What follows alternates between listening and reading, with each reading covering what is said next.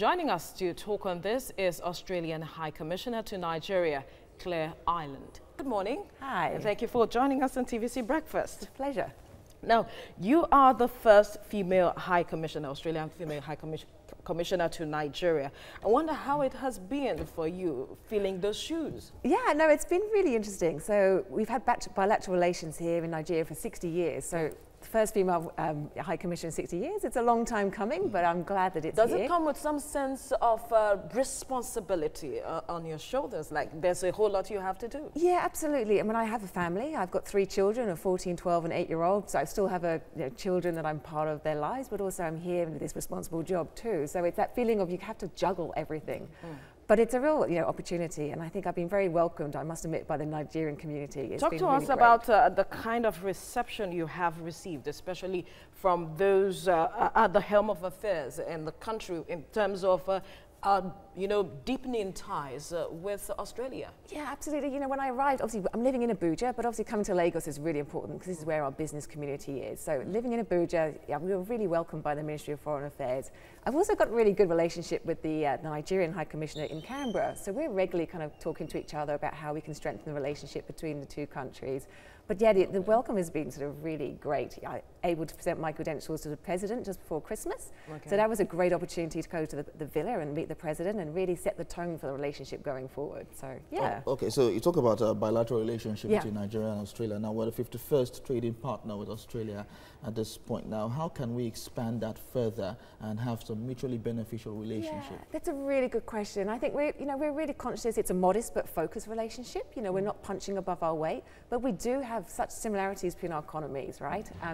Particularly the mining sector and agriculture. Those are two parts of the Nigerian economy which is so strong, and likewise in Australia. Yeah. So I think there's much more that we could potentially be doing in the mining sector, and working closely with them is definitely a key objective for me whilst I'm here. All right, by expatiating on deepening the ties, especially with regards to agriculture, in specific terms, talk to us how Australia intends to, make some benefits with Nigeria in terms of agriculture, because Nigeria is talking about diversifying the economy, and a major focus is on agriculture. So what kind of support is Australia giving to Nigeria in that aspect, and how are we going to benefit from on both sides? So at the moment there isn't that much happening in the agricultural sector, and I do think it's an under kind of explored sector.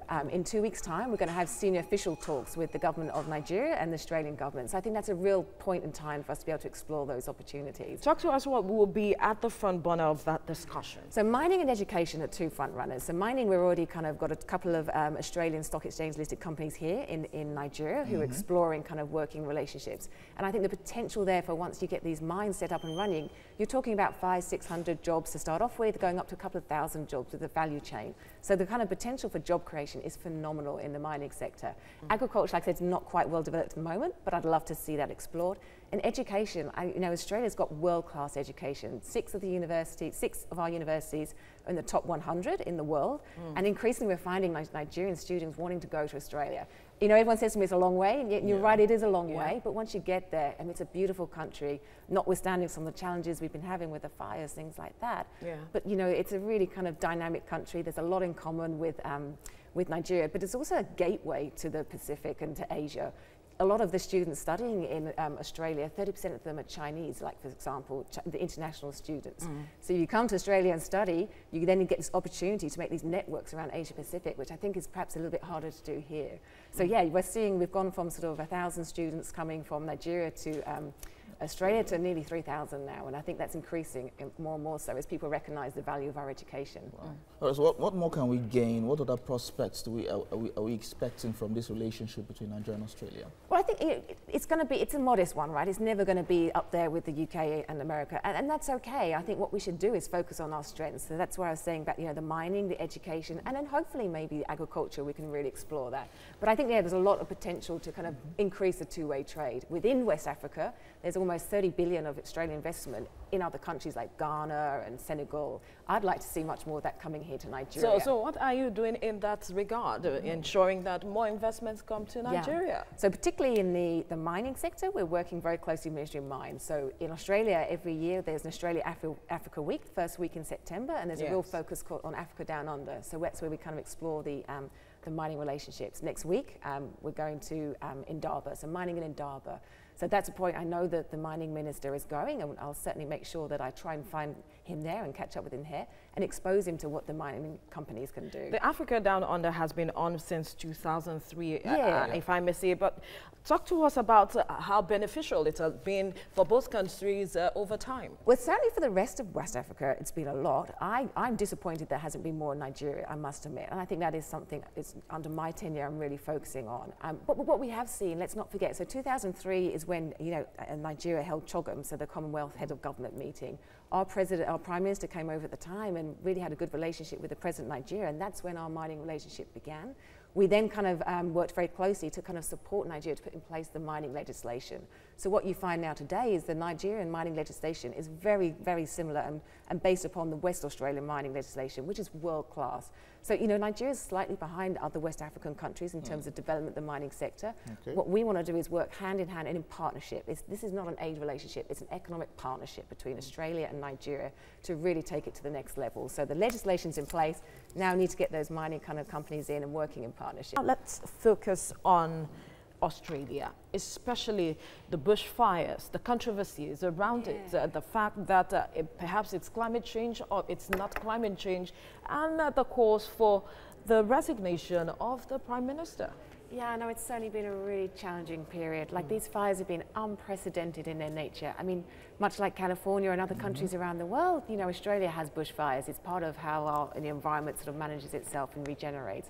But this year has been absolutely unprecedented, as you rightly said. Yeah, you highlighted at the start, you know, the Prime Minister, he was on his annual vacation. You know, I think we're all allowed to have a vacation. Absolutely. But yeah, he did come back straight away, and he really got out there into communities to find out what was happening on the ground. You know, it's staggering. We're quite lucky in a way that only 29 people have passed away and died. I mean, that's still not good, and our condolences are with the families of those affected. 6 firefighters lost their lives, so it's been really tragic from that sense. There's also been 2,900 homes that have been completely destroyed. So you've got those who've lost their lives, but now also you've got a lot of livelihoods and families who have been really affected. And I think when I last looked, it's like 10.5 million hectares of land has been burned. That's huge. It's massive, right? It's staggering. The good news is we're moving into recovery. I mean, there's still a lot of response going on. So yeah, tell us about how the road is to recovery. Yes. It might take a long time. It will, you're right. And so the government has taken some really immediate action. It's been impressive to see. So we've set aside $2 billion already for the recovery phase. And that's going to be spread across a wide round of things, including sort of recovery of wildlife. That's been greatly affected. Because there has been concerns about some species, you know, going into extinction. Yeah, that was very kind of, it's been very kind of up there, you're right, and the scientists have been highlighting that. So 50 million has been set aside already to make sure that we kind of really focus early on recovery in those areas, which is absolutely critical. So, now, last year, during the climate change conference, UN Secretary General Antonio Guterres was concerned about the level of commitment from government towards, you know, tackling issues of climate change. Yeah. This is not the first time Australia is experiencing fires. Now, talk to us about the level of commitment from the government to dealing with issues of climate change. Yeah, no, I think it's really clear, and I think it dates back to 2007 when Australia, you know, it hadn't joined the Kyoto Protocol, but 2007 it kind of made that stand and said, yeah, no, we're committed, we believe in climate change. And that's not changed, right? Ever since 2007, the Australian government has stand firm on its belief and commitment to addressing the issues of climate change. The targets set in the Paris, the COP in Paris a couple of years ago, we are absolutely set to meet those targets and probably surpass them. So we are really working hard to kind of achieve the targets. You know, 1 in 5 households in Australia now have solar panels in their roofs. We're looking at renewables. They're really going down that route as well. So I think that, you know, it's an issue and it's been challenging, but the government is really addressing it. And even with the fires, I know at some point there was some miscommunication about, you know, Australia doesn't believe in climate change, but that's not true. I mean, the Prime Minister has simply, and on the record, said that, you know, climate change has been a part and the cause of the fires, along with lots of other things in the climatic conditions. We've got a climate change adaptation strategy, which we're working towards, and very much that the reduction in the targets of emissions. So yeah, you know, we're working hard. We've got more to do, absolutely, but we're working hard and totally committed to the Convention on Parties and the Climate Change Convention, and we'll be there in Glasgow next year. We're absolutely committed. One thing that caught my attention during while we were getting updates on the Australia wildfires was that we saw a number of elderly people helping to put out the fire, but some of them lost their lives there. Yeah. Now, what plans does the Australian government have in ensuring that their families compensated or taken care of? Absolutely. So this is what this part of this $2 billion package is about. It's about making sure that particularly those that don't have insurance, that get covered for it, about clearing those homes that have been destroyed, and early recovery. And I think, you know, one thing I'd love to kind of convey this whilst talking to you, and people often say to us, what can we do to help? There's been an outpouring of support from around the world. And, you know, Australian government's really clear the best way to help is to come and visit Australia, you know, keep investing in Australia, keep sending students to Australia, you know, come and visit the tourism, because that's how our communities survive, right? These are small communities who base their livelihoods around visitors and tourism. So really the message is you come back and visit those areas, and that will enable their livelihoods to recover. Indeed, it's good to see that even the Australian Open is still taking place. Despite the weather condition.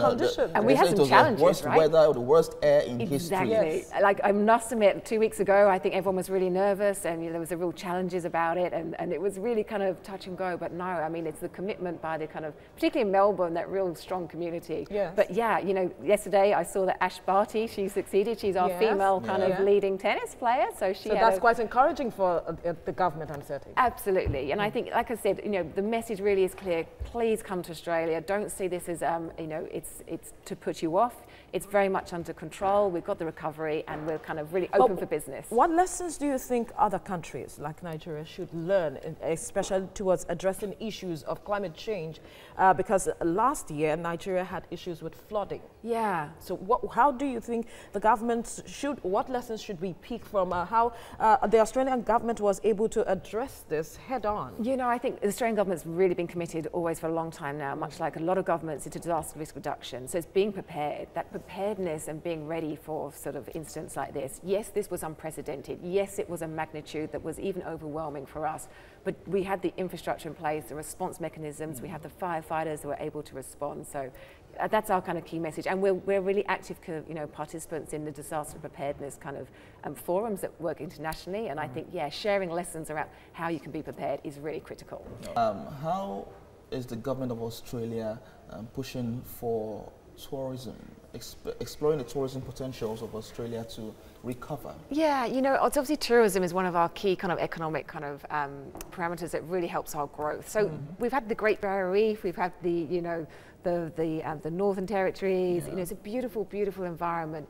Yeah, the fires will be challenging, but, you know, the message is very clear from the Australian government. We want you to come and visit. You want you to kind of invest in the country, come and see the communities. The livelihoods will be really kind of improved if people can come and visit. You know, we have very good kind of tourist figures, and I don't think we're not worried about it kind of affecting it too much.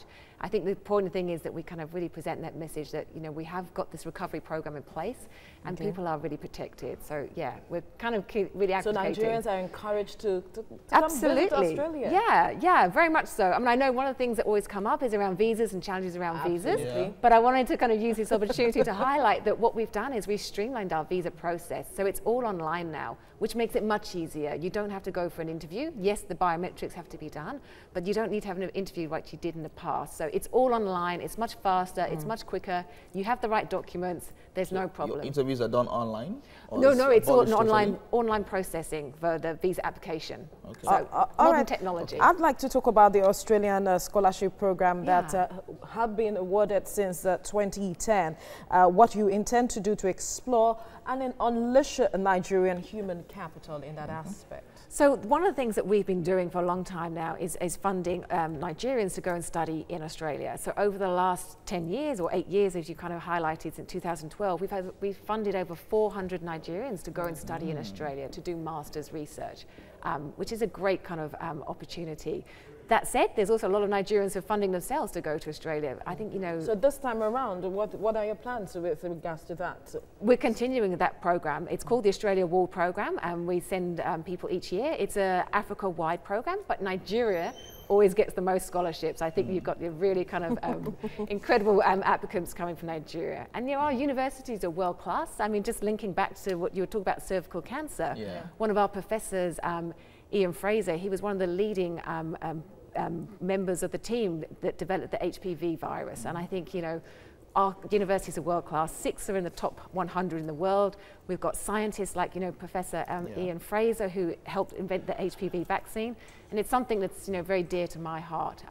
A friend of mine passed away from cervical cancer last year. And so I was really telling my girls, you've got to have the vaccine, and they've now had it. So I think, you know, Australia has a lot to offer in its research and education. Now, okay. No, go on. All right, quickly, I want to touch on an aspect that is of concern to a majority of Nigerians, which has to do with insecurity, which is one of the things Nigeria is dealing with at this time. I wonder if the Australian government is looking to collaborate with the Nigerian government in tackling this issue. Yeah, that's certainly one of the things we'll be talking about in the next 2 weeks. We're having our senior official talks between the two governments. So the Nigerian government, Australian government are meeting at a senior level.